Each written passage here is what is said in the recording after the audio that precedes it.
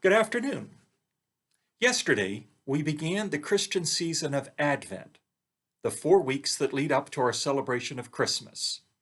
Advent is a time of preparation and expectation for the Lord's coming. And here at Old Union, I hope you're using the booklet that we put together to help guide you during this season.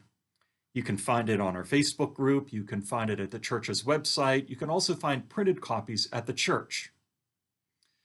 Each day, you'll find a suggested reading and a reflection, most of which were contributed by people in our church.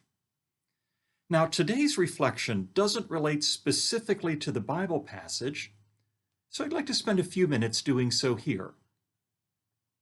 The passage in our booklet today is from Isaiah chapter 2.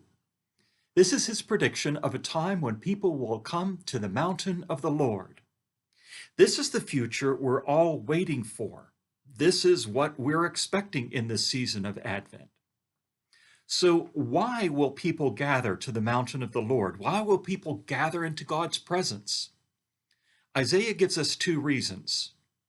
First, people will gather at the Lord's mountain to learn how to live. We will come to learn the way of God. We will come to discover his law, his will for what our lives are supposed to be. People will come to the realization that the way we're trying to live our lives now just isn't working out. We might think that we can figure out what it means to lead a good life, and maybe we can. But we can only do so theoretically.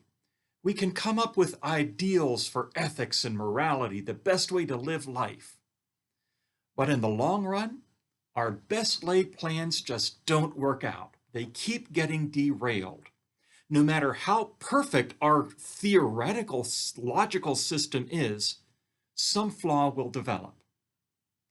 Let me give you an example from history, from Europe at the end of the 1800s. At that time, they had developed what was known as the balance of power, and they figured this was the best way to avoid war. So all the great nations of Europe had treaties that balanced each other against each other.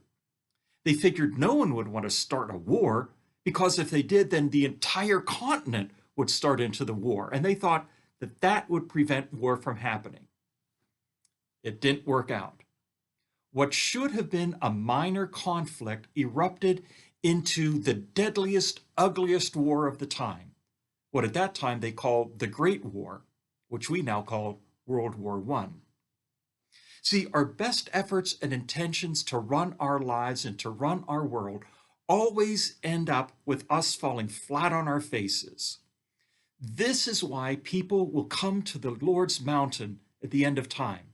We will come to learn his ways.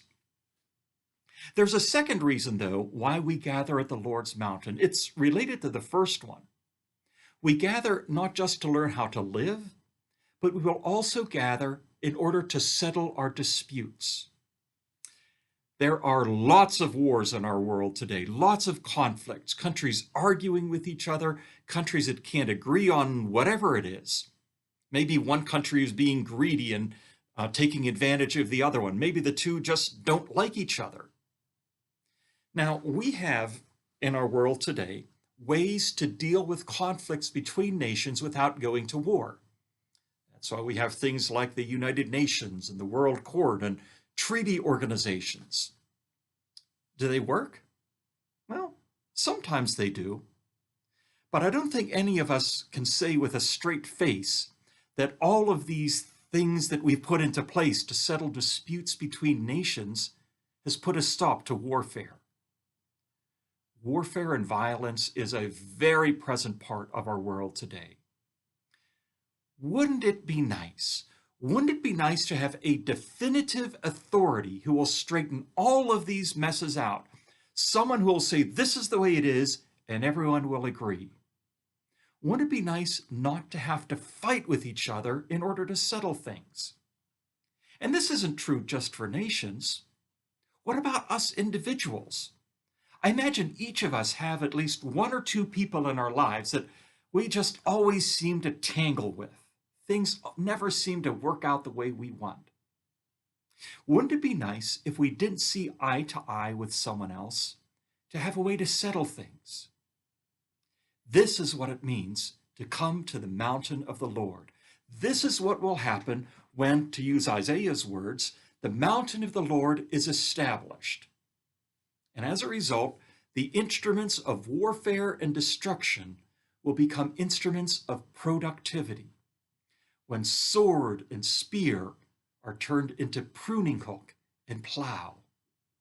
All of this work, all of this energy that we put into attacking each other will go instead to enriching one another. And these last days, when the mountain of the Lord is established, will be marked with peace and prosperity, not with warfare and destruction. This is what we are waiting for. This is what we're expecting. This is what Advent is all about. But I've got some good news for you. We don't have to wait until the last days to experience this. We can start doing so already. For you see, through the saving work of Jesus Christ, we can come to God ourselves. We don't have to go to a mountain somewhere. We can go into the Lord's very presence.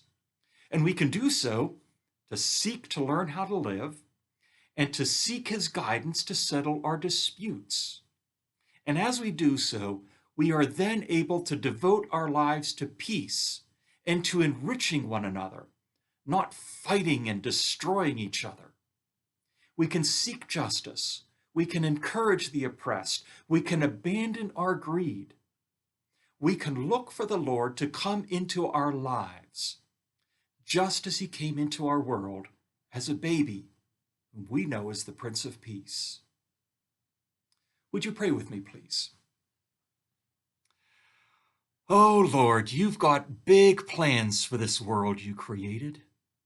And you've got big plans for each of us. We confess, Lord, the ways in which we disrupt and overturn your plans, or at least we try to, the ways in which we stumble and fall. But we are eager, Lord, because we know that your plan ultimately will prevail. The time will come when we will all gather in your presence to seek to learn how to live, to find all of our arguments and disputes settled. Until that time, Lord, make us instruments of your peace. Help us to come to you so we may learn how to live. May we do all of this to the glory of Jesus Christ. Amen. Thanks, everyone. Enjoy the rest of your day.